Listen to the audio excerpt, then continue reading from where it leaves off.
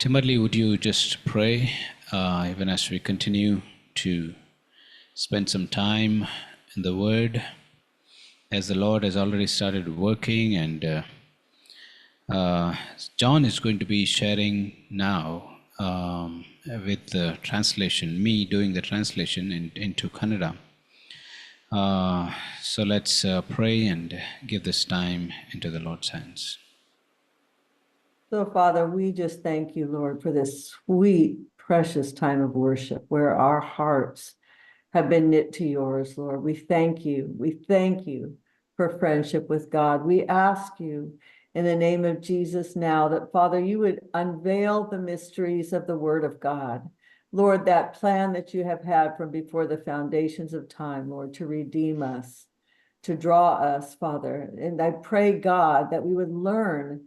But Lord, we would learn more than just words and understanding and knowledge, but Lord, we would have revelation, Lord, that will help us to spread the gospel to our areas of influence. Father, we thank you today for your goodness. I pray, Father God, that you would bless John with clear communication, no computer glitches, good internet. Father, we thank you in Jesus' name now as we listen, that we will listen with the ears of the Spirit. We thank you in Jesus' name. Amen. Amen. Amen.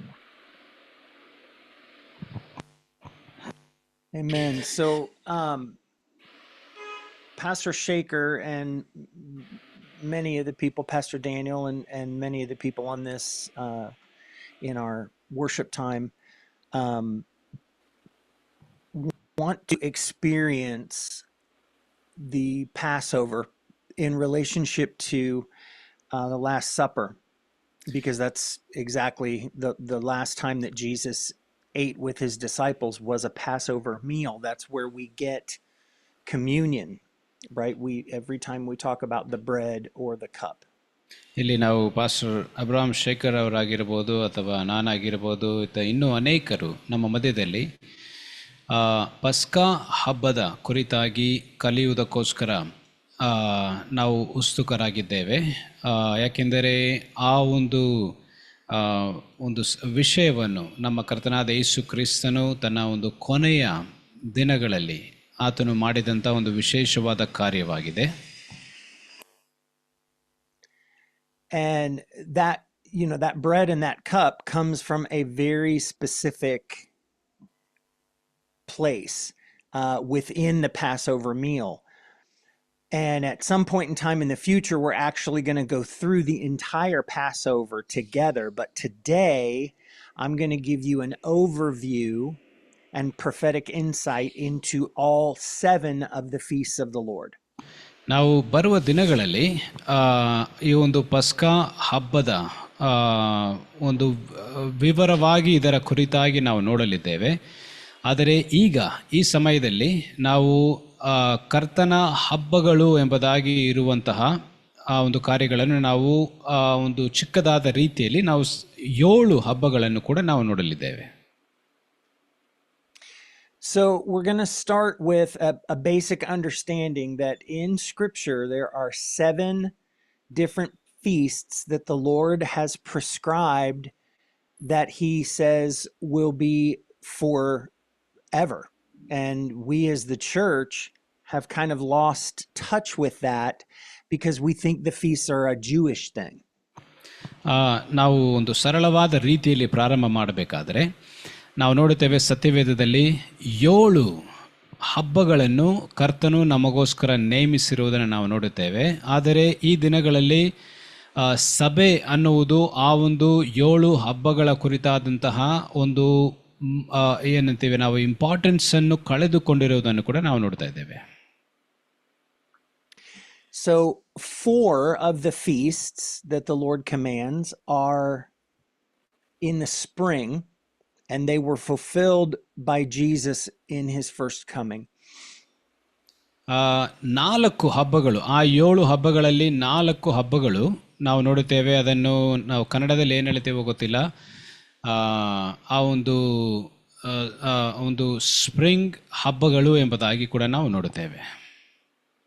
And then there are three more that happen in the fall, and those will have their ultimate fulfillment in Jesus's second coming. ಮತ್ತು ಇನ್ನು 3 ಹಬ್ಬಗಳಿದ್ದಾವೆ. ಅವುಗಳನ್ನು ನಾವು fall fees ಎಂಬುದಾಗಿ ನಾವು ನೋಡುವವರಾಗಿದ್ದೇವೆ ಕನ್ನಡದಲ್ಲಿ. So ಆ ಒಂದು ಇನ್ನು 3 ಹಬ್ಬಗಳ ಕುರಿತಾಗಿ ನಾವು ನೋಡಲಿದ್ದೇವೆ. Now, the first of the spring feasts is by far the most important, and it is the feast of Passover. First of the Passover. Okay, ನಾವು ಪಸ್ಕ ಹಬ್ಬ ಇರುವಂಥದ್ದಲ್ಲ, ಅದು ಬಹಳ ಪ್ರಾಮುಖ್ಯವಾಗಿರುವಂತಹ ಒಂದು ಹಬ್ಬವಾಗಿದೆ. It happens on the 14th of the month of Nisan. ಅದು Nissan ಎಂಬ ಒಂದು ಆ ಒಂದು ತಿಂಗಳಿನ 14ನೇ ತಾರೀಕು ಆಗುವಂಥದ್ದಾಗಿದೆ. And we read in Exodus 12, verses 1 through 14. Now the Lord spoke to Moses and Aaron in the land of Egypt, saying. Okay, go ahead. Well, if you have it, just go ahead and read it in Kannada. Yeah. Or not. Okay. I just didn't want to run over, giving you like 3 lines that you have to repeat. Yeah, I know. Just one second. Sure.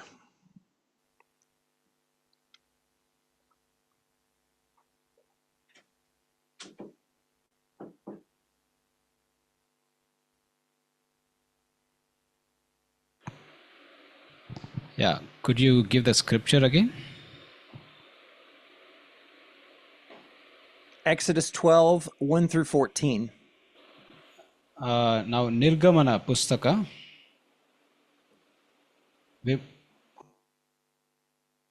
ವಿಮೋಚನ ಕಾಂಡ ಅದರಲ್ಲಿ 12ನೇ ಅಧ್ಯಾಯ, chapter 12 verse 1 to 14. Yeah. Okay, so do you want me to read that or just give the reference? It's entirely up to you.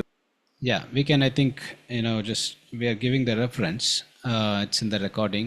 Maybe we can put it if needed, we can put it in the screen later on. Yeah. Okay, so the Lord spoke to Moses and Aaron in the land of Egypt, saying, "This month shall be your beginning of months." ಕರ್ತನು ಮೋಶೆಗೆ ಮತ್ತು ಆರೋನನಿಗೆ ಮಾತನಾಡಿ ಹೇಳಿದ್ದೇನೆಂದರೆ, ಇದು ಒಂದು ಪ್ರಾರಂಭದ ತಿಂಗಳು ಆಗಿರುತ್ತದೆ ಎಂಬುದಾಗಿ. It will be the first month of the year to you.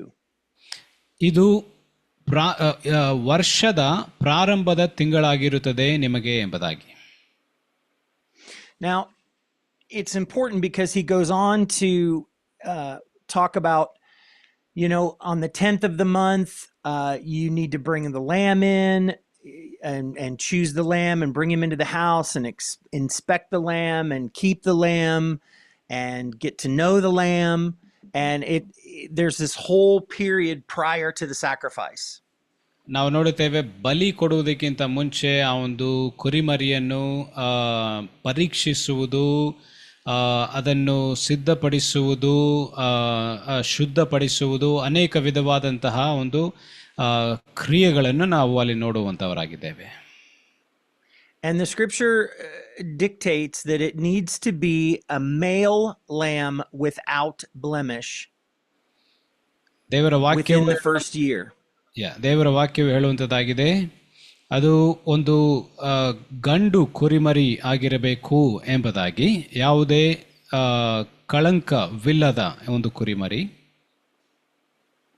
And it says that you'll keep the lamb until the 14th day of the same month. ಅದು ಹೇಳುವಂಥದ್ದಾಗಿದೆ, 14ನೇ ತಾರೀಕಿನ ಆ ತಿಂಗಳಿನ 14ನೇ ತಾರೀಕಿನವರೆಗೂ ಆ ಒಂದು ಕುರಿಮರಿಯನ್ನು ಇಟ್ಟುಕೊಳ್ಳಬೇಕು. And then it says that the entire assembly of the whole congregation of Israel will kill the lamb at twilight.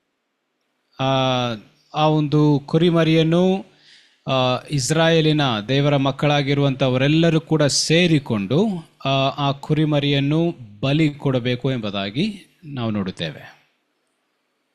And the Lord gives very specific instructions that they're to take the lamb of the sacrifice and put it on the sides and across the top of the doorways of the homes in Egypt. ಆ ಒಂದು ಕುರಿಮರಿಯನ್ನು ಬಲಿ ಕೊಟ್ಟ ಮೇಲೆ ಕರ್ತನು ಹೇಳುವಾತನಾಗಿದ್ದಾನೆ, ಅವರ ಒಂದು ಬಾಗಿಲಿನ ಮೇಲೆ ಆ ಒಂದು ರಕ್ತವನ್ನು ಅವರು ಹಾಕಬೇಕು, ಹಚ್ಚಬೇಕು ಎಂಬುದಾಗಿ ಆಜ್ಞಾಪಿಸುವುದನ್ನು. God was in the process of judging Egypt with the 10 plagues, and the last plague was the death of the firstborn. And the only thing that would protect Israel from that plague, they had to endure all the other plagues relatively. They had to deal with the flies and the blood and the water and all that. But God wanted to make a distinction between Israel and Egypt. And so this blood sacrifice was required in order to protect Israel from the death of the firstborn. ನಾವು ಐಗುಪ್ತ ದೇಶದಲ್ಲಿ ನೋಡುತ್ತೇವೆ, 10 ಆ ಒಂದು ಉಪದ್ರವಗಳ ಮುಖಾಂತರವಾಗಿ ಐಗುಪ್ತ ದೇಶದ ಜನರನ್ನು ಅಲ್ಲಿ ತೊಂದರೆಗೊಳಗಾಗಿಸಿದ್ದನ್ನು ನಾವು ನೋಡುತ್ತೇವೆ. ಅದರಲ್ಲಿ ಕೊನೆಯ ಒಂದು ಉಪದ್ರವ ಐಗುಪ್ತದಲ್ಲಿ ಬಂದಾಗ, ಕರ್ತನು ಆ ಒಂದು ಉಪದ್ರವವನ್ನು ತಂದಾಗ ಒಂದು ಬೇರ್ಪಡಿಸುವಿಕೆ ಅನ್ನುವುದನ್ನು, ಯಾರು ಐಗುಪ್ತ ಜನರಿಗೂ ಮತ್ತು ದೈವ ಜನರಿಗ ಮಧ್ಯದಲ್ಲಿ ಒಂದು ಬೇರ್ಪಡಿಸುವಿಕೆ ಇರಬೇಕು, ಅದನ್ನು ತೋರಿಸುವುದಕ್ಕಾಗಿ ಕರ್ತನು ಆ ಒಂದು ರಕ್ತವು ಅವರ ಒಂದು ಬಾಗಿಲ ಮೇಲೆ ಹಾಕಬೇಕು ಎಂಬುದಾಗಿ ಹೇಳಿದ್ದು, ಅದರ ಮುಖಾಂತರವಾಗಿ ನಾವು ಆ ಬೇರ್ಪಡೆಯನ್ನು ನಾವು ನೋಡುವವರಾಗಿದ್ದೇವೆ. And the purpose of this was so that if the blood had not been applied to the doorposts and the lintel of the house, then when the death angel came to strike down the firstborn, God would not be able to protect Israel if the blood was not present at that house. The Lord passed over the children of Israel and protected them from this plague. Yes. So ನಾವು ಆ ಒಂದು ಯಾಕೆ ಕರ್ತನು ಆ ಒಂದು ಕುರಿಮರಿಯ ಆ ಒಂದು ಬಲಿ ಕೊಟ್ಟ ಮೇಲೆ ರಕ್ತವನ್ನು ಬಾಗಿಲಿನ ಮೇಲೆ ಹಾಕಬೇಕು ಎಂಬುದಾಗಿ ಹೇಳಿದರು ಅನ್ನುವುದನ್ನು ನಾವು ನೋಡುತ್ತೇವೆ. ಆ ರಕ್ತದ ಮುಖಾಂತರವಾಗಿಯೇ ಆ ಒಂದು ಕೊನೆಯ ಮರಣ ದೂತನು ಬಂದಾಗ ಇಸ್ರಾಯೇಲ್ ಜನರಿಗೆ ಏನು ಆಗದಂತೆ ಅವರನ್ನು ಕಾಪಾಡುವುದಕ್ಕೋಸ್ಕರ ಒಂದು ಸುರಕ್ಷತೆಯ ರೀತಿಯಲ್ಲಿ ಅದು ಕಾರ್ಯ ಮಾಡಿತು ಎಂಬುದಾಗಿ. So Passover commemorates the deliverance of Israel from Egypt by the blood of the lamb being applied to the house, and it saved the Israelites from that last plague. ಪಸ್ಕ ಹಬ್ಬವು ಏನು ಎಂಬುದಾಗಿ ನಾವು ನೋಡುವಾಗ, ಇಸ್ರಾಯೇಲ್ ಜನರನ್ನು ಐಗುಪ್ತ ದೇಶದಿಂದ ಬಿಡುಗಡೆ ಮಾಡಿ ಅವರನ್ನು ಅಲ್ಲಿಂದ ಆಚೆ ತರುವುದನ್ನು ನಾವು ನೋಡುತ್ತೇವೆ. ದೇವರ ಕುರಿಮರಿಯ ರಕ್ತದ ಮುಖಾಂತರವಾಗಿ ಬಿಡುಗಡೆ ಆಗಿದ್ದನ್ನು ಅಲ್ಲಿ ನಾವು ನೋಡುತ್ತೇವೆ. So it makes sense that the last thing that Jesus did with his disciples was to have a Passover feast with them called the Last Supper. ಅದೇ ರೀತಿಯಲ್ಲಿ ನಾವು ನೋಡುತ್ತೇವೆ, ಯೇಸು ಸ್ವಾಮಿ ಕೂಡ ತಾನು ಕೊನೆಯದಾಗಿ ತನ್ನ ಶಿಷ್ಯರೊಟ್ಟಿಗೆ ಪಸ್ಕಾ ಹಬ್ಬವನ್ನು ಅಥವಾ ಆ ಒಂದು ಕರ್ತನ ಮೇಜಿನ ಆ ಒಂದು ಸಮಯವನ್ನು ತನ್ನ ಒಂದು ಶಿಷ್ಯರೊಟ್ಟಿಗೆ ಕಳೆದದ್ದನ್ನು ಕೂಡ ನಾವು ನೋಡುತ್ತೇವೆ. And there's a lot of detail that we're going to cover when we actually go through each one of these feasts individually, but I have to keep us looking at this thing from way up high instead of getting into all the specific details. ಕರ್ತನ ಈ ಒಂದು ಹಬ್ಬಗಳ ವಿಷಯವಾಗಿಯೂ ಪ್ರತಿಯೊಂದು ಹಬ್ಬಗಳ ವಿಷಯವಾಗಿಯೂ ನಾವು ಬರುವ ದಿನಗಳಲ್ಲಿ ನಾವು ವಿವರಣೆಯಾಗಿ ನಾವು ನೋಡಲಿದ್ದೇವೆ, ಡೀಟೇಲ್ ಆಗಿ. ಆದರೆ ಈಗ ನಾವು ಅದನ್ನು ಆಚೆಯಿಂದ ಎಲ್ಲವುಗಳನ್ನು ಕೂಡ ಒಂದು ಚಿಕ್ಕದಾದ ರೀತಿಯಲ್ಲಿ ಸಂಕ್ಷಿಪ್ತವಾಗಿ ನಾವು ನೋಡುತ್ತಿದ್ದೇವೆ. But what's really important to take away from Passover is it was in the context of Passover that Paul writes in 1 Corinthians 5:7, "For indeed Christ our Passover was sacrificed for us." ನಾವು 1 ಕೊರಿಂಥದವರಿಗೆ ಬರೆದ ಪತ್ರಿಕೆ 5:7 ಅದರಲ್ಲಿ ನೋಡುವ ಪ್ರಕಾರವಾಗಿ ಪಸ್ಕಾ ಹಬ್ಬದಿಂದ ನಾವು ನಿಜವಾಗಿಯೂ ತೆಗೆದುಕೊಳ್ಳಬೇಕಾಗಿರುವಂತಹ ಒಂದು ಪಾಠವು ಈ ವಾಕ್ಯದಲ್ಲಿ ಇರುವಂಥದ್ದನ್ನು ನಾವು ನೋಡುತ್ತೇವೆ. And why would Paul say that Christ is our Passover, except that John the Baptist said in John 1:29, "Behold the Lamb of God who takes away the sins of the world." ಯಾಕೆ ಪೌಲನು ಆ ರೀತಿಯಾಗಿ ವಾಕ್ಯದಲ್ಲಿ ಯೇಸು ಸ್ವಾಮಿಯೇ ಆ ಒಂದು ಬಲಿದಾನವು, ಆ ಒಂದು ಪಸ್ಕಾವು ಎಂಬುದಾಗಿ ಹೇಳಿದ್ದು ಯಾಕೆ? ಮತ್ತು ಸ್ನಾನಿಕನಾದ ಯೋಹಾನನು ಕೂಡ ಇಗೋ ದೇವರ ಕುರಿಮರಿ ಎಂಬುದಾಗಿ ಹೇಳಿದ್ದನ್ನು ಕೂಡ ನಾವು ಗಮನಿಸಬೇಕಾಗಿರುವಂಥ ವಿಷಯವಾಗಿದೆ. So as we look at the last week of Jesus's life, we see that on the day that the Passover lamb was selected, Jesus entered Jerusalem. Then for the next 4 days, he was inspected in the temple courts. He was challenged by the Pharisees. And then he had this meal with his disciples, and then he was crucified. And that all fulfilled Passover. Then the next feast comes right behind that. ನಾವು ನೋಡುತ್ತೇವೆ ಕರ್ತನಾದ ಯೇಸು ಕ್ರಿಸ್ತನ ಮರಣದ ಸಮಯದಲ್ಲಿ ನಡೆದಂಥ ಎಲ್ಲ ಘಟನೆಗಳು ಈ ಒಂದು ಹಬ್ಬಗಳ ಒಂದು ಹತ್ತಿರವಾದಂತಹ ಒಂದು ಸಂಬಂಧವು ಅವುಗಳಿಗೆ ಇರುವುದನ್ನು ನಾವು ನೋಡುತ್ತೇವೆ. ಯೇಸು ಸ್ವಾಮಿ ಯಾವ ರೀತಿಯಲ್ಲಿ ತಕ್ಕ ಸಮಯದಲ್ಲಿ ಯೆರೂಸಲೇಮಿಗೆ ಪ್ರವೇಶ ಕೊಟ್ಟಿದ್ದು ಮತ್ತು ಆ ಒಂದು 14 ದಿನಗಳು ಯೇಸು ಸ್ವಾಮಿಯನ್ನು ಪರೀಕ್ಷಿಸಿದ್ದು ಮತ್ತು ಈ ಎಲ್ಲ ಕಾರ್ಯಗಳನ್ನು ನಾವು ನೋಡುವಾಗ ಈ ಒಂದು ಪಸ್ಕಾ ಹಬ್ಬವು ಒಂದು ವಿಷಯವಾಗಿ ಹತ್ತಿರವಾದಂತಹ ಸಂಬಂಧಗಳನ್ನು ನಾವು ಕಂಡುಬರುವುದನ್ನು ನೋಡುತ್ತೇವೆ. So Passover happens on the 14th of Nisan, and then the very next feast is the Feast of Unleavened Bread, which goes the 15th through the 21st of Nisan. Okay, ನಾವು 14ನೇ ನಿಸಾನ್ ತಿಂಗಳಿನ 14ನೇ ತಾರೀಕು ಈ ಒಂದು ಪಸ್ಕಾ ಹಬ್ಬವು ಬರುವಂಥದ್ದಾಗಿದೆ. ಅದರ ನಂತರ okay, come again. When did you say the next feast? After Nisan? It's the Feast of Unleavened Bread. Yeah. And it's the 15th through the 21st of Nisan. Okay. ನಾವು 15ನೇ ತಾರೀಕಿಂದ, ನಿಸಾನ್ ಎಂಬ ಒಂದು ತಿಂಗಳಿನಲ್ಲಿ 15ನೇ ತಾರೀಕಿಂದ ನಾವು ಅದರ ನಂತರ ಬರುವಂತಹ ಒಂದು ಹುಳಿ ಇಲ್ಲದ ರೊಟ್ಟಿಯ ಹಬ್ಬವನ್ನು ಕೂಡ ನಾವು ನೋಡುತ್ತೇವೆ. And it's very important that we recognize that the Lord requires unleavened bread, because leaven represents sin. And the Lord wants us to be unleavened. The Lamb of God was sinless, unleavened. And so it's very significant that when we take even communion, that we should be, really to do it properly, we should be doing it with unleavened bread. ನಾವಲ್ಲಿ ನೋಡುತ್ತೇವೆ ಹುಳಿ ಇಲ್ಲದ ರೊಟ್ಟಿ ಯಾಕೆ ಎಂಬುದಾಗಿ ನಾವು ನೋಡುವಾಗ, ಹುಳಿ ಅನ್ನುವುದು ಪಾಪವನ್ನು ಅದು ತೋರಿಸುವಂಥದ್ದಾಗಿದೆ. ಮತ್ತು ಕರ್ತನಾದ ಯೇಸು ಕ್ರಿಸ್ತನ ಕುರಿಮರಿಯು ಕುರಿಮರಿಯು ಎಂಬುದಾಗಿ ನಾವು ನೋಡುವಾಗ ಯೇಸುವಿನಲ್ಲಿ ಕೂಡ ಯಾವ ಪಾಪವೂ ಇರಲಿಲ್ಲ. ಆದ್ದರಿಂದ ನಾವು ಕರ್ತನ ಮೇಜಿನಲ್ಲಿ ಪಾಲ್ಗೊಳ್ಳುವಾಗ ಅದನ್ನು ಸರಿಯಾದ ರೀತಿಯಲ್ಲಿ ಮಾಡುವ ಅಗತ್ಯವಿದೆ. And during the Feast of Unleavened Bread, the traditions require that the entire house is purged of leaven. There's no yeast found anywhere in the house.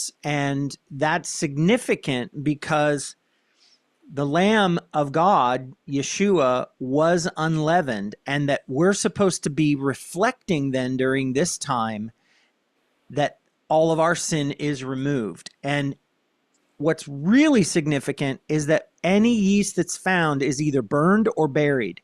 So right away we see Jesus was crucified and then buried to fulfill these two feasts back to back. ಈ ಒಂದು 2 ಹಬ್ಬಗಳು ಕೂಡ ಒಂದರ ನಂತರ ಒಂದು ಬರುತ್ತಿರುವುದನ್ನು ನಾವು ನೋಡುತ್ತೇವೆ.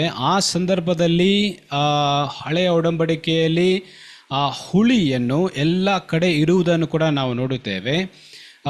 ಮತ್ತು ಈ ಒಂದು ಹಬ್ಬವು ಬರುವಾಗ ಸರಿಯಾದ ಸಮಯದಲ್ಲಿ ಹುಳಿ ಇಲ್ಲದ ಹಿಟ್ಟು ಅದನ್ನು ತೆಗೆದುಕೊಂಡು ಅದರ ಮುಖಾಂತರವಾಗಿ ರೊಟ್ಟಿ ಮಾಡಿ ಅದರ ಮುಖಾಂತರವಾಗಿ ಆ ಒಂದು ಹಬ್ಬವನ್ನು ಆಚರಿಸುತ್ತಿರುವುದನ್ನು ನಾವು ನೋಡುತ್ತೇವೆ.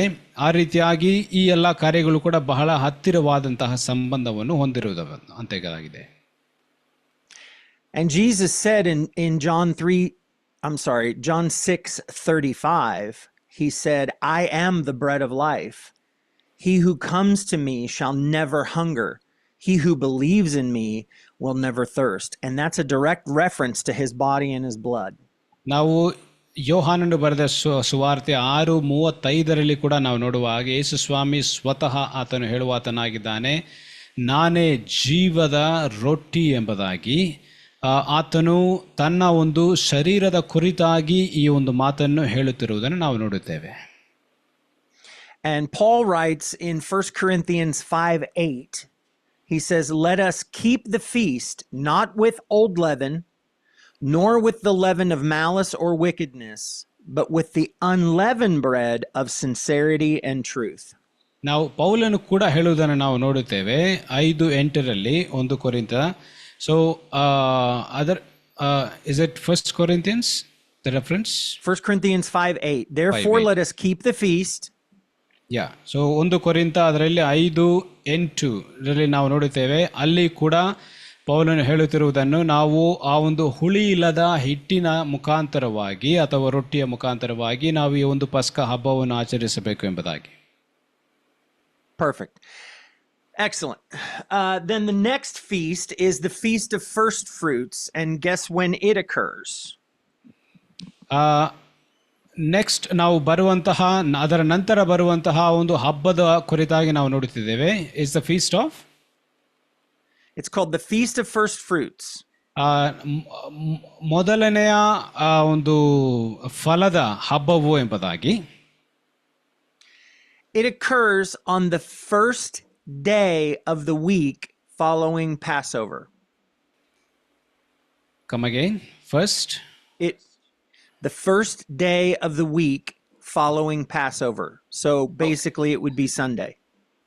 Okay. So ಆ ಒಂದು ಪಸ್ಕ ಹಬ್ಬದ ನಂತರ ಬರುವಂತಹ ವಾರದ ಮೊದಲನೆಯ ದಿನದಲ್ಲಿ ಈ ಒಂದು ನಂತರವಾದಂತಹ ಈ ಒಂದು ಹಬ್ಬವು ಬರುವಂತದ್ದಾಗಿದೆ. Now in this feast, the priest brings a barley harvest and waves the first grain of the harvest before the Lord, acknowledging his provision for much more harvest to come afterwards. ಈ ಒಂದು ಹಬ್ಬದಲ್ಲಿ ನಾವು ನೋಡುತ್ತೇವೆ ಯಾಜಕನು ಆ ಒಂದು ಬೆಳೆಯ ಒಂದು ನಾವು ನೋಡುತ್ತೇವೆ ಒಂದು ಗಿಡದ ಪ್ರಕಾರವಾಗಿ ಇರುವಂಥದ್ದನ್ನು ಅದನ್ನು ತಂದು ಅದನ್ನು ತೋರಿಸುವುದು ಅಥವಾ ಈ ರೀತಿಯಾಗಿ ಮಾಡುವುದನ್ನು ಕೂಡ ನಾವು ನೋಡುವವರಾಗಿದ್ದೇವೆ. So what's really significant here is Resurrection Sunday happened on first fruits. ನಾವು ನೋಡುತ್ತೇವೆ ಪುನರುತ್ಥಾನವು ಆ ಒಂದು ಮೊದಲನೆಯ ಫಲಗಳ ಹಬ್ಬವಿದೆಯಲ್ಲವಾ ಅದರ ಆ ಒಂದು ದಿನದಲ್ಲಿ ಸರಿಯಾಗಿ ಪುನರುತ್ಥಾನ ಆಗಿದೆ ಎಂಬುದಾಗಿ ನಾವು ನೋಡುತ್ತೇವೆ. So think about the story there in the New Testament when Jesus is encountered by Mary and he says, "Don't touch me, I've not yet ascended to my Father." But then Scripture also tells us that he led captivity captive and ascended with them. And so he's the first fruit with the first fruits, waving that before the Lord, and that is a symbol of the greater harvest that has yet to come. ನಾವು ನೋಡುತ್ತೇವೆ ಕರ್ತನಾದ ಯೇಸು ಕ್ರಿಸ್ತನು ಮೊದಲನೆಯ ಫಲವಾಗಿ ಆತನು ಪುನರುತ್ಥಾನ ಹೊಂದಿ ನಂತರ ಬರುವಂತಹ ಒಂದು ಫಲದ ಕುರಿತಾಗಿ ಅಲ್ಲಿ ನಾವು ನೋಡುತ್ತೇವೆ. ಇನ್ನು ಅನೇಕ ಫಲಗಳು ಬರುವಂಥದ್ದಾಗಿದೆ, ಇನ್ನು ಅನೇಕ ವಿಧವಾದಂಥ ದೊಡ್ಡ ಕಾರ್ಯವು ನಡೆಯಲಿದೆ. ಅದಕ್ಕೆ ಮೊದಲನೆಯ ಫಲ ಕರ್ತನಾದ ಯೇಸು ಕ್ರಿಸ್ತನೇ ಸ್ವತಃ. So 1 Corinthians 15:20 ಮೊದಲನೇ says, ಕೊರಿಂಥ 15ನೇ ಅಧ್ಯಾಯ 20ನೇ ವಾಕ್ಯ, but now Christ is risen from the dead. ಈಗ ಯೇಸು ಕ್ರಿಸ್ತನು ಸತ್ತವರೊಳಗಿಂದ ಎದ್ದಿದ್ದಾನೆ. And he has become the first fruits to those who have fallen asleep. ಆತನು ಸತ್ತವರು ಅಥವಾ ನಿದ್ರೆ ಹೋಗಿರುವವರು, ಅದರ ಅರ್ಥ ಸತ್ತವರಲ್ಲಿ ಆತನು ಮೊದಲನೆಯ ಫಲವಾಗಿ ಎದ್ದಿದ್ದಾನೆ ಎಂಬುದಾಗಿ. So we have Passover, where Jesus celebrated with his disciples and he said, this is my body, this is my blood. Then we have the festival of unleavened bread, where the yeast is buried. So all the sin that he took on the cross is buried with him in the tomb. And then we have first fruits, where Jesus resurrects and presents himself as the first of many who will come in the harvest. ಆಗ ಪಸ್ಕ ಹಬ್ಬವು ನಾವು ನೋಡುತ್ತೇವೆ, ಮತ್ತು ಹುಳಿ ಇಲ್ಲದ ಹಿಟ್ಟಿನ ಹಬ್ಬವನ್ನು ನಾವು ನೋಡುತ್ತೇವೆ, ಮತ್ತು ಮೊದಲನೆಯ ಫಲದ ಹಬ್ಬವನ್ನು ನಾವು ನೋಡುತ್ತೇವೆ. ಇದೆಲ್ಲವೂ ಕೂಡ ಸರಿಯಾದ ಸಮಯದಲ್ಲಿ ಕರ್ತನಾದ ಯೇಸು ಕ್ರಿಸ್ತನು ಆ ಒಂದು ಪಸ್ಕ ಹಬ್ಬವನ್ನು ತನ್ನ ಶಿಷ್ಯರೊಟ್ಟಿಗೆ ಅಥವಾ ಕರ್ತನ ಮೇಜಿನ ಒಂದು ಸಮಯ ಯೇಸು ಸ್ವಾಮಿ ತನ್ನ ಶಿಷ್ಯರೊಟ್ಟಿಗೆ ಕಳೆದದ್ದನ್ನು ಮತ್ತು ಆ ಒಂದು ಹುಳಿಯನ್ನು ಯಾವ ರೀತಿಯಾಗಿ ಮುಚ್ಚಿಟ್ಟರೋ ಆ ರೀತಿಯಾಗಿ ಯೇಸುವಿನ ಶರೀರವನ್ನು ನಾವು ಸಮಾಧಿಯಲ್ಲಿ ಇಟ್ಟಿದ್ದನ್ನು ನಾವು ನೋಡುತ್ತೇವೆ. ಮತ್ತು ಪುನರುತ್ಥಾನದ ಸಮಯದಲ್ಲಿ ತಾನೇ ಮೊದಲನೆಯ ಫಲವಾಗಿ ಎದ್ದು ಬಂದಿದ್ದನ್ನು ಕೂಡ ನಾವು ಸರಿಯಾಗಿ ವಾಕ್ಯದಲ್ಲಿ ನೋಡುವರಾಗಿದ್ದೇವೆ. Then we have a period between first fruits and the next spring feast, which is Pentecost. There's a 50-day window. ನಾವು ಈ ಹಬ್ಬ ಆದ ಮೇಲೆ ನಂತರ ಬರುವ ಹಬ್ಬ ಪೆಂತೆಕಾಸ್ತಿನ ಆ ಒಂದು ಹಬ್ಬದ ನಡುವೆ 50 ದಿನಗಳ ಒಂದು ನಾವು ಗ್ಯಾಪ್ ಅನ್ನು ನಾವು ನೋಡಲಿದ್ದೇವೆ, ಅಂತರವನ್ನು. And so we read in scripture that for 40 days Jesus stayed with the disciples after his resurrection. Then he ascended to heaven and he said, go and wait in Jerusalem for the promise of the Father. ನಾವು ನೋಡುತ್ತೇವೆ ಯೇಸು ಸ್ವಾಮಿ 40 ದಿನಗಳ ಸಮಯ ಆತನು ತನ್ನ ಶಿಷ್ಯರೊಟ್ಟಿಗೆ ಇದ್ದು ಆತನು ಮಾತನಾಡಿದ್ದು ಆಮೇಲೆ ಸ್ವರ್ಗಕ್ಕೆ ಹೋಗಿದ್ದನ್ನು ನಾವು ನೋಡುತ್ತೇವೆ. And it's called the Feast of Weeks, and it happens on the 6th of Sivan. 6ನೇ ತಾರೀಕು, ಸಿವಾನ್ನ 6ನೇ ತಾರೀಕು ಆಗುವಂತಹ ಈ ಒಂದು ಹಬ್ಬವಾಗಿದೆ. ಇದನ್ನು ನಾವು ವಾರಗಳ ಹಬ್ಬ ಎಂಬುದಾಗಿ ಆಂಗ್ಲ ಭಾಷೆಯಲ್ಲಿ ಇರುವ ಹಾಗೆ ನಾನು ಟ್ರಾನ್ಸ್ಲೇಷನ್ ಮಾಡುತ್ತಿದ್ದೇನೆ. And the Feast of Weeks, known as Pentecost, occurs 50 days after first fruits, and it commemorates, in the Hebrew tradition, the giving of the Torah at Mount Sinai. ಪೆಂತೆಕಾಸ್ಟ್ ಎಂಬ ಒಂದು ಹಬ್ಬವು ಅದು ನಾವು ಮೊದಲನೆಯ ಫಲದ ಹಬ್ಬದ ನಂತರ 50 ದಿನಗಳ ನಂತರ ಬರುವಂಥದ್ದಾಗಿದೆ. ಆ ಪೆಂತೆಕಾಸ್ಟ್ ಹಬ್ಬವು ಏನನ್ನು ತೋರಿಸುವಂಥದ್ದಾಗಿದೆ ಅನ್ನೋದನ್ನು ಕೂಡ ನಾವು ನೋಡುತ್ತೇವೆ. 10 ಆಜ್ಞೆಗಳು ಅಥವಾ ಆ ಒಂದು ದೇವರು ತನ್ನ ಜನರಿಗೆ ಕೊಟ್ಟಂತಹ ನಿಯಮ ಆ ದಿನವನ್ನು ಜ್ಞಾಪಿಸಿಕೊಳ್ಳುವಂತಹ ದಿನವಾಗಿದೆ. It also commemorates a harvest festival celebrating the wheat harvest. ಆ ಒಂದು ಹಬ್ಬವು ಇನ್ನೊಂದು ಕುರಿತಾದಂತಹ ಒಂದು ಬೆಳೆಯ ಕುರಿತಾದಂತಹ, ಬೆಳೆಯು ಎಂಬುದಾಗಿ ನಾವು ನೋಡುತ್ತೇವಲ್ಲ, ಬೆಳೆಯ ಕುರಿತಾದಂತಹ ಆ ಒಂದು ಮಾತನ್ನು ಕೂಡ ನೆನಪಿಸಿಕೊಳ್ಳುವಂತಹ, ವಿಶೇಷವಾಗಿ ಗೋಧಿಯ ವಿಷಯವಾಗಿ ನಾವು ಜ್ಞಾಪಕ ಮಾಡಿಕೊಳ್ಳುವಂತಹ ಒಂದು ಹಬ್ಬವಾಗಿದೆ. So picture this. In the Old Testament, God descends onto the mountain in fire and gives the law to the people of Israel. ದೇವರು ಆ ಒಂದು ಸಿನಾಯ್ ಪರ್ವತದ ಮೇಲೆ ಆತನು ಇಳಿದು ಬರುತ್ತಾನೆ ಮತ್ತು ತನ್ನ ಒಂದು ವಾಕ್ಯಗಳನ್ನು ಅಥವಾ ನಿಯಮವನ್ನು ಆತನು ತನ್ನ ಜನರಿಗೆ ಕೊಡುತ್ತಾನೆ. He gives them stone tablets with language of the Spirit on how they should live their life.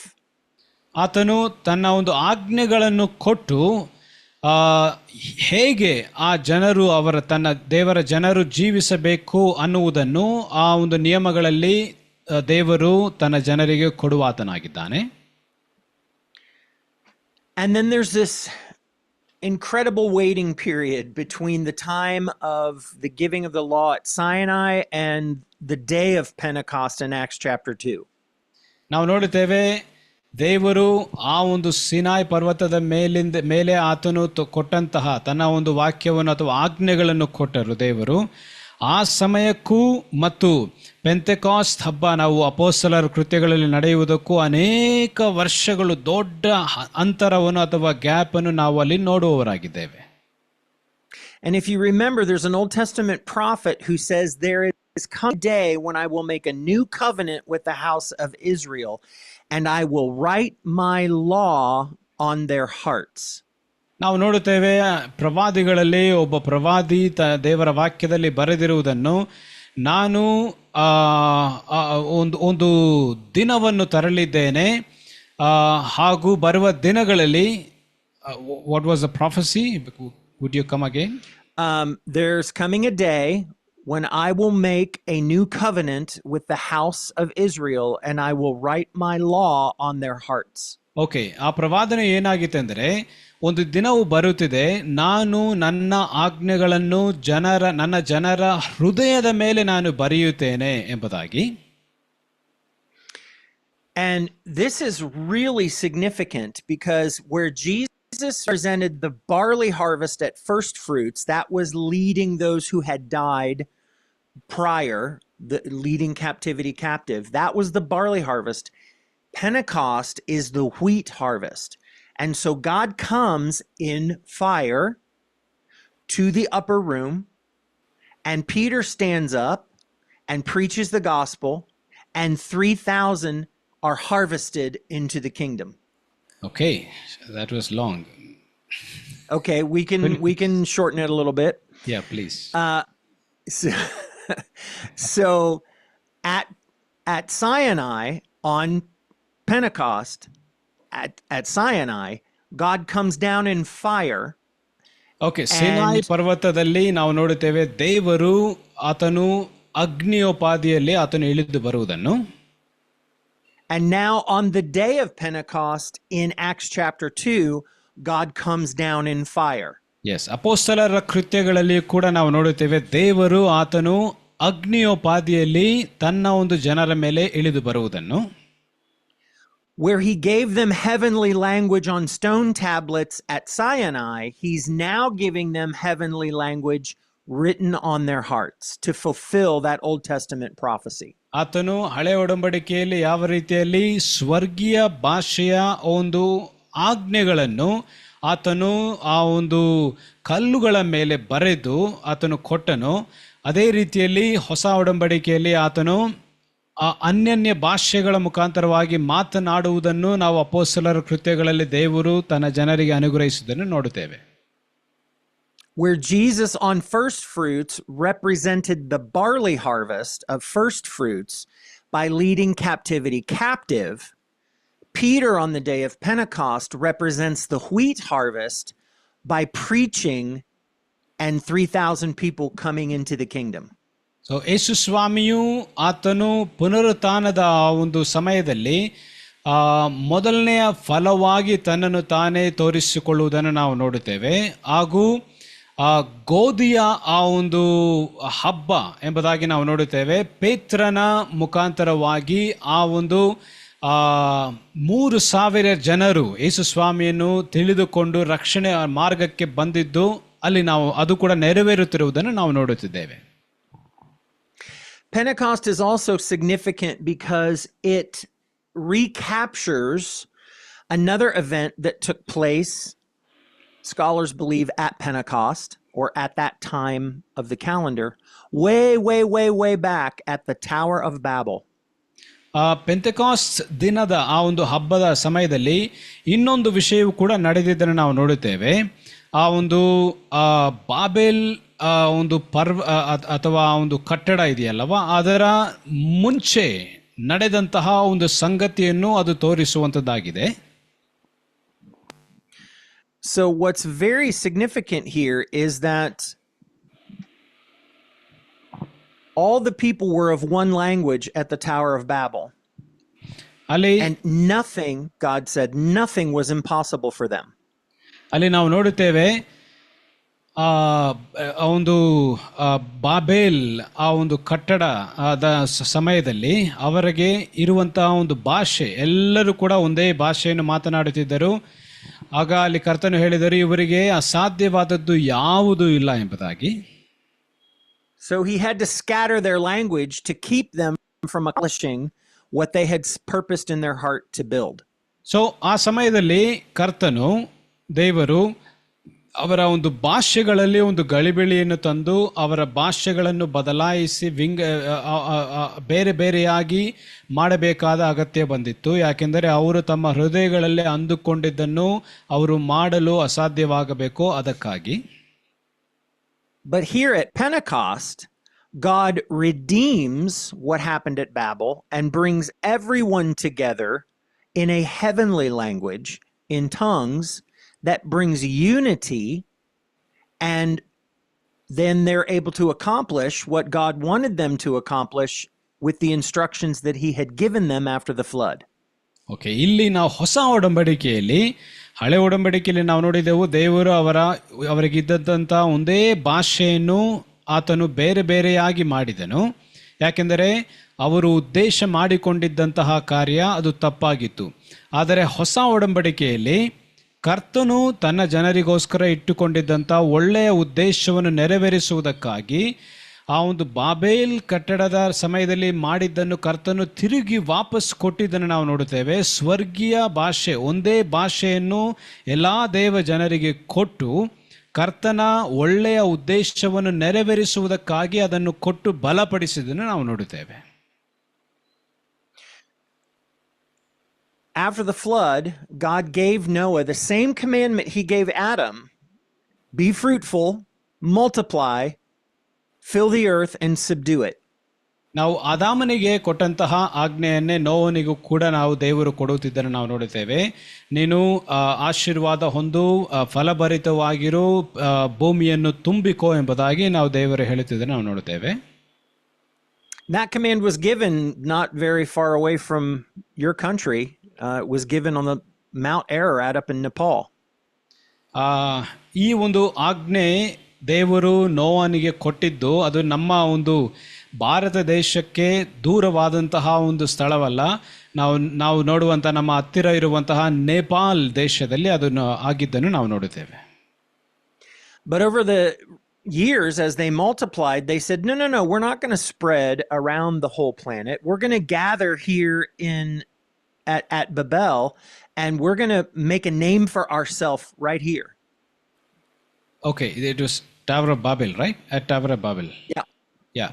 So ಆ ಒಂದು ಬಾಬೆಲ್ನ ಕಟ್ಟಡದ ಸಮಯದಲ್ಲಿ ಅವರು ಏನು ಹೇಳಿದರು, ನಾವು ಎಲ್ಲ ಕಡೆ ಹೋಗಿ ನಾವು ಅಲ್ಲಿ ಇಲ್ಲಿ ಬೇರ್ಪಡೆ ಮಾಡಿಕೊಳ್ಳುವುದಿಲ್ಲ ಅಥವಾ ಬೇರೆ ಬೇರೆ ಆಗುವುದಿಲ್ಲ, ನಾವು ಒಂದೇ ಸ್ಥಳದಲ್ಲಿರಬೇಕು, ನಾವು ಒಂದೇ ಭಾಷೆಯನ್ನು ಮಾತನಾಡಬೇಕು, ಒಂದೇ ಕಟ್ಟಡದಲ್ಲಿರಬೇಕು ಎಂಬ ಒಂದು ಬೇರೆ ವಿಧವಾದಂಥ ಉದ್ದೇಶವನ್ನು ಮಾಡಿಕೊಂಡರು. And so where they were all gathered in one place, that was not what the Lord had commanded them to do. And so in Pentecost, in Acts chapter 2, they're all gathered in one place. Now, the power of God comes. They're brought into one language, and all the nations of the world are affected by the gospel. ನಾವು ನೋಡುತ್ತೇವೆ, ಅಲ್ಲಿ ದೇವರು ಹಳೆ ಒಡಂಬಡಿಕೆಯಲ್ಲಿ ಅವರು ಒಂದೇ ಸ್ಥಳದಲ್ಲಿ ಇದ್ದಿದ್ದನ್ನು, ಒಂದೇ ಭಾಷೆಯನ್ನು ಮಾತನಾಡುತ್ತಿದ್ದನ್ನು ವಿರೋಧಿಸಿದ್ದನ್ನು ನಾವು ನೋಡುತ್ತೇವೆ. ಆದರೆ ಹೊಸ ಒಡಂಬಡಿಕೆಯಲ್ಲಿ ದೇವರು ಒಂದೇ ಭಾಷೆಯನ್ನು ತನ್ನ ಜನರಿಗೆ ಕೊಟ್ಟು ಅಲ್ಲಿ ಅವರು ಒಂದು ಪ್ರಭಾವಶಾಲಿಯಾಗಿ ಇರಬೇಕು ಎಂಬುದಾಗಿ ತನ್ನ ಸಾಮರ್ಥ್ಯವನ್ನು ತೋರಿಸಿದ್ದನ್ನು ಹಾಗೂ ಲೋಕದ ಎಲ್ಲ ದೇಶಗಳ ಜನರು ಪ್ರಭಾವ ಹೊಂದಿದ್ದನ್ನು ಅಲ್ಲಿ ನಾವು ನೋಡುತ್ತೇವೆ. And we see that in Acts 2. The upper room is filled. They begin to speak in tongues. They're brought into one language in the upper room. And all these people that are there celebrating this feast of Pentecost, they're saying, how can we hear them? You hear them in your language. You hear them in your language. How can this be? ಆ ಒಂದು ಮೇಲಿನ ಕೊಠಡಿಯಲ್ಲಿ ಈ ಶಿಷ್ಯರು ಅಲ್ಲಿ ಸೇರಿಕೊಂಡು ಯೇಸುವಿನ ಶಿಷ್ಯರು ಅವರೆಲ್ಲರೂ ಕೂಡ ದೇವರ ಬಲವನ್ನು ಹೊಂದಿದಾಗ ಅವರು ಅನ್ಯನ್ಯ ಭಾಷೆಗಳಲ್ಲಿ ಮಾತನಾಡುವುದಕ್ಕೆ ಪ್ರಾರಂಭಿಸಿದಾಗ ಅಲ್ಲಿ ಕೂಡಿ ಬಂದಿದ್ದಂತಹ ಜನರು ಕಿವಿಗೊಟ್ಟು ಕೇಳಿ ಇದು ಹೇಗೆ ಸಾಧ್ಯ, ಇವರು ನಮ್ಮ ಭಾಷೆಗಳಲ್ಲಿ ಮಾತನಾಡುತ್ತಿದ್ದಾರೆ, ಒಬ್ಬರಿಗೊಬ್ಬರು ಅವರು ಮಾತನಾಡಿಕೊಳ್ಳುತ್ತಿದ್ದರು, ನನ್ನ ಭಾಷೆ ಅವರು ಮಾತನಾಡುತ್ತಿದ್ದಾರೆ, ನಿನ್ನ ಭಾಷೆ ಇವರು ಮಾತನಾಡುತ್ತಿದ್ದಾರೆ, ಹೇಗೆ ಇದು ಸಾಧ್ಯ ಎಂಬುದಾಗಿ ಅವರು ಆಶ್ಚರ್ಯವಾದರು ಎಂಬುದನ್ನು ನೋಡುತ್ತೇವೆ. That's the miracle of Pentecost. It is this wheat harvest of the 3,000 men that were brought into the kingdom, plus I'm sure there some wives and children, so the number was probably more than 3,000. But the miracle of Pentecost is the wheat harvest and the recapturing or the redeeming of the events at the Tower of Babel. ಎರಡು ಕಾರ್ಯಗಳು ಪೆಂತೆಕಾಸ್ಟ್ ದಿನದಲ್ಲಿ ಆಗುತ್ತಿರುವುದನ್ನು ನಾವು ನೋಡುತ್ತೇವೆ. ಒಂದು, ಅದು ಗೋಧಿಯ ಆ ಒಂದು ಹಬ್ಬವನ್ನು ಕೂಡ ನಾವು ನೋಡುತ್ತಿದ್ದೇವೆ. ಬೆಳೆಯನ್ನು ಕೊಯ್ಯುವುದನ್ನು ನಾವು 3,000 ಜನರು ಪೇತ್ರನ ಒಂದು ಸಂದೇಶದ ಮುಖಾಂತರವಾಗಿ ಬಂದಿದ್ದನ್ನು ನಾವು ನೋಡುತ್ತೇವೆ. ಅದರ ಜೊತೆಯಲ್ಲಿ ಇನ್ನೊಂದು ಕಾರ್ಯವನ್ನು ಕೂಡ ನಾವು ಜ್ಞಾಪಕ ಮಾಡಿಕೊಳ್ಳುವುದು ಅಥವಾ ತಿಳಿದುಕೊಳ್ಳುವುದು, ಅದೇನೆಂದರೆ ಆ ಒಂದು ಬಾಬೆಲ್ ಕಟ್ಟಡದ ಸಮಯದಲ್ಲಿ ದೇವರು ಯಾವುದನ್ನು ಕಿತ್ತುಕೊಂಡರೋ ಅದನ್ನು ತಿರುಗಿ ಕೊಡುತ್ತಿರುವುದನ್ನು ನಾವು ನೋಡುತ್ತೇವೆ. So in the Old Testament, when they were of one language in one place and then scattered around the planet, now at Pentecost, all the nations are coming together and they're hearing one language. So God is putting a power in the church to be able to do whatever they set in their heart to do. That was the curse of the Tower of Babel. But now, in the Spirit, with Christ as our head, we are able to do anything. Babel ಕಟ್ಟಡದ ಸಮಯದಲ್ಲಿ ಒಂದೇ ಭಾಷೆಯಾಗಿತ್ತು, ಅವರು ಒಂದೇ ಸ್ಥಳದಲ್ಲಿ ಇದ್ದರು. ಆದರೆ ದೇವರು ಅವರನ್ನು ಚಂಚಲಿಸಿ ಅವರನ್ನು ಬೇರೆ ಬೇರೆ ಸ್ಥಳಗಳಲ್ಲಿ ಹೋಗುವ ಹಾಗೆ ದೇವರು ಮಾಡಿದರು. ಆದರೆ ಇಲ್ಲಿ ಹೊಸ ಒಡಂಬಡಿಕೆಯಲ್ಲಿ ನಾವು ನೋಡುತ್ತೇವೆ, ಅವರೆಲ್ಲರೂ ಕೂಡ ಒಂದೇ ಸ್ಥಳದಲ್ಲಿ ಇದ್ದರು. ದೇವರು ಮತ್ತೆ ಒಂದು ಭಾಷೆಯನ್ನು, ಸ್ವರ್ಗೀಯ ಭಾಷೆಯನ್ನು ಇವರಿಗೆ ಕೊಟ್ಟರು. ದೇವರು ತನ್ನ ಒಂದು ಸಭೆಗೆ ಒಂದು ಸಾಮರ್ಥ್ಯವನ್ನು ಕೊಟ್ಟರು. ಅವರು ಅಂದುಕೊಂಡಿದ್ದನ್ನೆಲ್ಲ ಮಾಡುವುದಕ್ಕಾಗಿ, ಅಂದರೆ ನಮಗೆ ದೇವರು ಬಲವನ್ನು ಕೊಟ್ಟಿದ್ದಾರೆ, ನಾವು ದೇವರಿಗೋಸ್ಕರ ಏನು ಬೇಕಾದರೂ ಸಾಧಿಸಬಹುದು ಅನ್ನುವುದಕ್ಕೋಸ್ಕರ. So we move off of Pentecost, and there's this long period between Passover and the first fall festival, and it's called the time of harvest. ನಾವು ನೋಡುತ್ತೇವೆ ಈ ಒಂದು ಹಬ್ಬದ ನಂತರ ಬರುವಂತಹ ಇನ್ನೊಂದು ಹಬ್ಬ, ಅದರ ನಡುವೆ ಒಂದು ದೊಡ್ಡ ಅಂತರ ಅಥವಾ ನಾವು ಗ್ಯಾಪ್ ಇರುವುದನ್ನು ನಾವು ನೋಡುತ್ತೇವೆ. ಅಲ್ಲಿ ಇದು ಒಂದು ಬೆಳೆ ಕೊಯ್ಯುವಂತಹ ಒಂದು ಸಮಯವಾಗಿದೆ. And that's our season. That's the season prophetically on the prophetic calendar. We're in that season between the outpouring at Pentecost and the fall feasts when Jesus returns. ನಾವು ಈಗ ಆ ಒಂದು ಪ್ರವಾದನೆಯೋಪಾದಿಯಲ್ಲಿ ಮಾತನಾಡಬೇಕಾದರೆ ಆ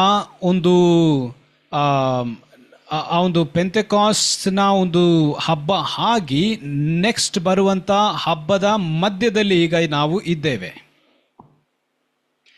And that's our opportunity, empowered by the Holy Spirit, doing what He asks us to do, being filled with boldness. That's the purpose of the baptism of the Holy Spirit, to bring in as much wheat into the kingdom as we possibly can.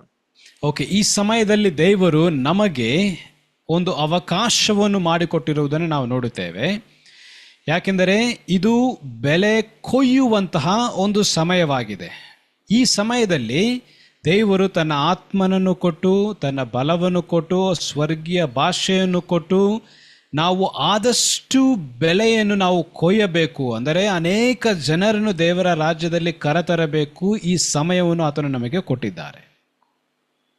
Now, we move into the fall feast. How are we doing on time, Pastor Daniel? Are we okay? Do we need to split this up into 2 weeks? I guess that would be better, so that we Yeah. don't hurry So up. we finished all the spring feasts. Yes.